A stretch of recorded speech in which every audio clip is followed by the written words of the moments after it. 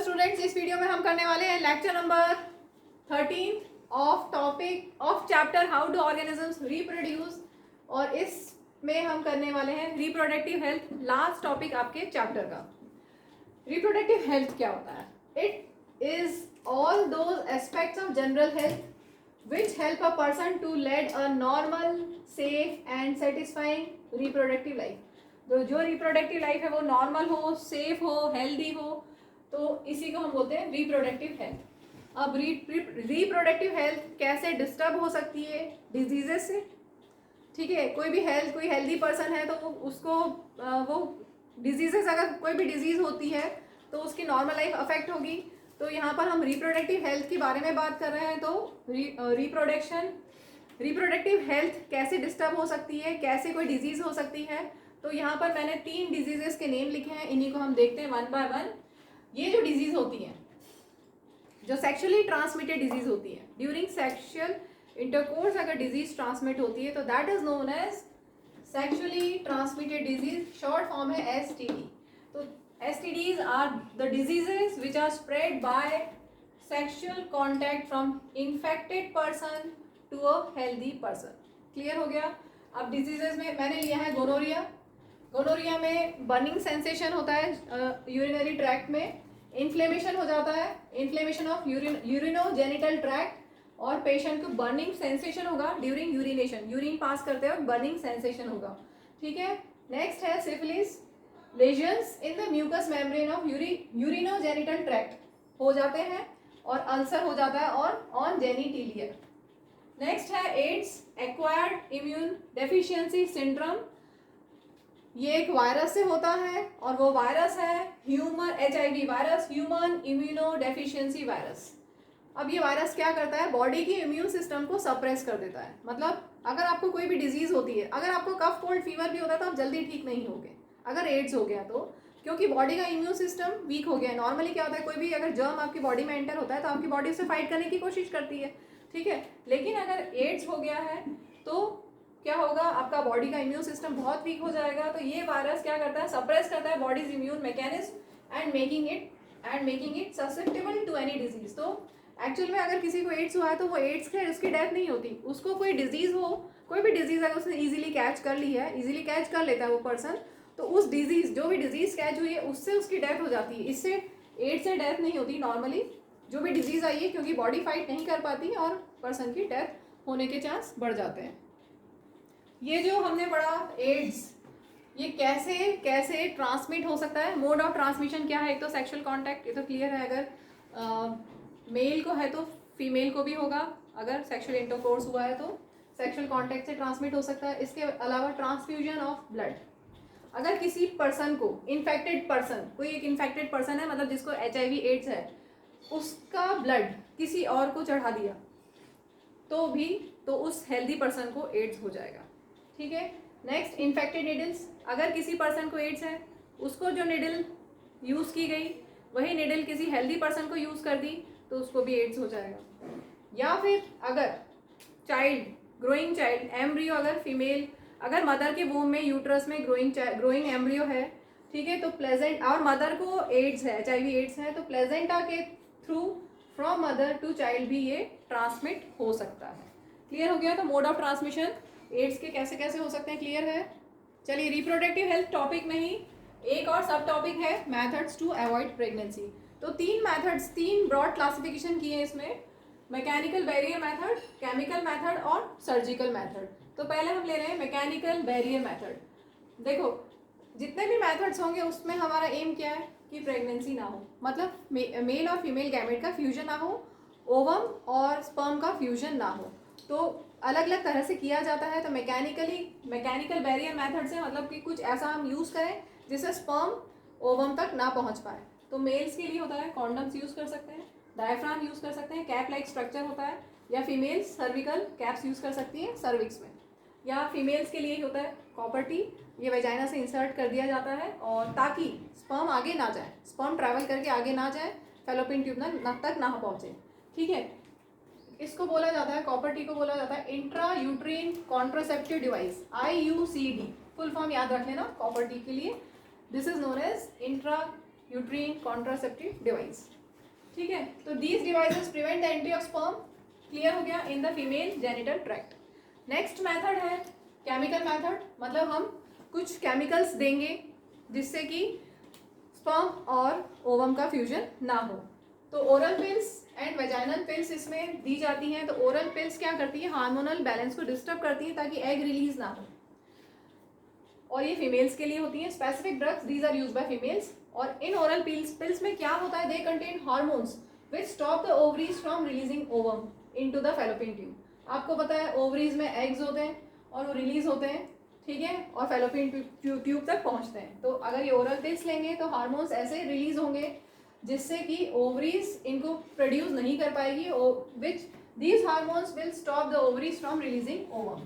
ठीक है, और these pills are also known as oral contraceptives, OCs. यहाँ पर क्या था, आईयूसीडीज, इंट्रा यूट्रीन, मतलब ये जो यूट्रस होता है वहाँ सर्विक्स से ही इंसर्ट कर देते हैं, लेकिन ये है ओरल, क्योंकि आपको खाना है, पिल्स को खाना है, तो इसलिए oral contraceptives which acts by changing the hormonal balance of the body, और इस तरह से करते हैं कि एग रिलीज नहीं होता। एग रिलीज नहीं होता तो फ्यूजन नहीं होता मेल और फीमेल गैमेट का। क्लियर हो गया। नेक्स्ट मेथड है सर्जिकल मेथड। तो देखो मेल्स में वास डेफरेंस को ब्लॉक कर देते हैं ताकि स्पर्म्स ट्रैवल ना करें, आगे ना जाएं। कैसे ब्लॉक करेंगे, कट करके, और दोनों जो कट पोर्शंस हैं, जैसे वास डेफरेंस हमने पढ़ा था, ठीक है, कट करके टाई कर दिया। अब स्पर्म यहाँ से ट्रैवल होके आगे नहीं जा सकते, तो this is known as vasectomy. Small portion of vas deferens in males is surgically removed और टाइड। ऐसे ही फैलोपियन ट्यूब, जो फीमेल्स में फैलोपियन ट्यूब थी, जैसा भी हमने फिगर बनाया था पूरा, जो फैलोपियन ट्यूब थी, इनको कहीं से भी आप कट करके और टाई कर देंगे तो क्या होगा, ओवरी से जो ओवम रिलीज हुआ वो आगे नहीं जा पाएगा। ठीक है, और आगे नहीं जा पाएगा तो फ्यूजन नहीं होगा मेल और फीमेल गैमेट का, and this process is known as tubectomy in females. चलिए अब हम इस रिप्रोडक्टिव हेल्थ टॉपिक को बुक से लाइन टू लाइन समझते हैं। As we have seen, the process of sexual maturation is gradual and takes place while general body growth is still going on.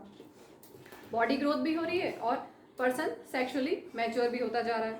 Therefore, some degree of sexual maturation does not necessarily mean that the body or the mind is ready for sexual act. ऐसा नहीं है कि sexual maturation आ गया कुछ degree का तो इसका मतलब कि sexual act के लिए body ready है, ऐसा नहीं है. Or having and bringing up children. How do we decide if the mind or body is ready for this major responsibility? कैसे पता चलेगा कि हाँ अब you are ready for you are ready for child? There can be pressure. All of us are under many different kinds of pressures about these issues. There can be pressure from our friends for participating in many activities, whether we really want or not. There can be pressure from families to get married and start having children. There can be pressure from government agencies to avoid having children. In this situation, many choices can become very difficult. ठीक है, तो pressure family से आ सकता है कि you should have children, government से आ सकता है कि you should not have children, more than 2 children, तो अलग अलग तरह के प्रेशर्स हो सकते हैं. We must also consider the possible health consequences of having sex. We have discussed in class 9 that diseases can be transmitted from person to person in a variety of ways. Communicable diseases हमने पढ़ी थी. Since the sexual act is a very intimate connection of bodies, it is not surprising that many diseases can be sexually transmitted. अगर sexual intercourse हुआ है उस time पे easily अगर एक इन्फेक्टेड पर्सन है, एक को डिजीज़ है, एसटीडी है, सेक्शुअली ट्रांसमिटेड डिजीज़ है, तो दूसरे को भी होना ही होना है. तो इसमें क्या क्या आएगा, these include bacterial infection such as gonorrhoea and syphilis, ये मैंने पढ़ा दिया आपको, बैक्टीरियल इन्फेक्शन है ये, and viral infection such as warts and HIV AIDS. It is it possible to prevent the transmission of such diseases during the sexual act? तो कैसे हम डिजीज से बच सकते हैं, इसके लिए ये जो मैकेनिकल बैरियर मेथड था, using a covering called a condom for the penis during sex helps to prevent transmission of many of these infections to some extent. अब the sexual act always has the potential to lead to pregnancy, क्योंकि उस time पे sexual act के time पे अगर ovum fallopian tube में आया है, स्पर्म वहाँ पहुँच गया तो प्रेगनेंसी हो जाएगी. Pregnancy will make major demands on the body and mind of the women, and if she is not ready for it, her health will be adversely affected. अगर उसकी बॉडी और उसका माइंड रेडी नहीं है, मतलब उसकी एज कम है, तो उसकी हेल्थ पे एडवर्सली इफेक्ट पड़ेगा। Therefore many ways have been devised to avoid pregnancy. क्या क्या वेज हैं वो भी हमने पढ़ लिए हैं। These contraceptive methods fall in a number of categories. हमने लिया था mechanical barrier method, chemical method और सर्जिकल मेथड, तो वही यहाँ पर दिया हुआ है। One category is the creation of a mechanical barrier so that sperm does not reach the ovum. ठीक है, मैकेनिकल बैरियर में कॉन्डम्स ऑन द पेनिस और similar coverings worn in the vagina can serve this purpose, जैसे cervical cap हमने पढ़ा था। Another category of contraceptives act by changing the hormonal balance, जो chemical method में हमने पढ़ा था, ओरल पिल्स या vaginal pills. Hormonal balance change कर देंगी so that eggs are not released, eggs release नहीं होंगे तो फर्टिलाइजेशन नहीं हुआ। These drugs commonly need to be taken orally as pills, इसलिए हमने बोल दिया oral pills. However since they change hormonal balances they can cause side effects to, क्योंकि हम पिल्स लेके बॉडी का हार्मोनल बैलेंस ही चेंज कर रहे हैं, मतलब कि कोई ना कोई साइड इफेक्ट तो होगा ही होगा।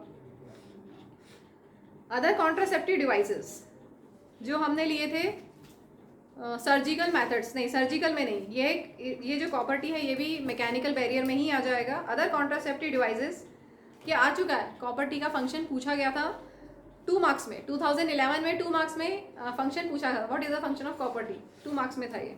तो लूप होती है, टी शेप की लूप होती है ये। Other contraceptive devices such as loop और copper T are placed in the uterus to prevent pregnancy. Female body में वेजाइना, ऊपर सर्विक्स, उसके ऊपर यूट्रस, तो यूट्रस तक वो कॉपर टी को लेके जाते हैं, वहाँ पर उसको फिक्स कर देता है डॉक्टर।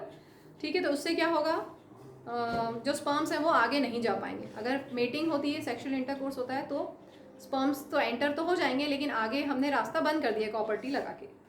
ठीक है, अगेन क्योंकि कॉपर टी लगा है, एक एक्सटर्नल चीज़ को हमने बॉडी में इंसर्ट कर दिया, तो उससे हो सकता है कि किसी किसी को पेन और इरिटेशन हो।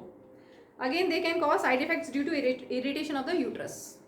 ठीक है, इसके बाद बुक में जो दिए हुए हैं surgical methods, if vas deferens in male is blocked, ये हमने लिखा हुआ है vas deferens in males is blocked, मतलब sperm transfer will be prevented and that process is known as vasectomy. और अगर फेलोपियन ट्यूब को ब्लॉक करेंगे, फीमेल्स की फेलोपियन ट्यूब को ब्लॉक करेंगे, तो क्या होगा, egg will not be able to reach the uterus, fallopian tube तक नहीं जाएगा, फर्टिलाइजेशन नहीं होगा। In both cases, fertilization will not take place. Surgical methods can be used to create such blocks. Surgical methods, vasectomy and tubectomy में यही किया जाता है, स्पर्म्स आगे ना जा पाए या एग्स आगे ना जा पाए। While surgical methods are safe in the long run, ये सेफ है, एक बार सर्जरी करा ली, उस टाइम पे कुछ 2-3 दिन की प्रॉब्लम रहेगी, उसके बाद लॉन्ग रन के लिए सेफ है। Surgery itself can cause infections and other problems if not performed properly. Surgery can also be use for removal of unwanted pregnancies. अगर अनवांटेड प्रेगनेंसी है, नहीं चाहते हैं फिर भी है, तो उस केस में भी सर्जिकल मेथड से जो अबॉर्ट कर सकते हैं चाइल्ड को, एम्ब्रियो को, फीटस को, ग्रोइंग फीटस को अबॉर्ट कर सकते हैं।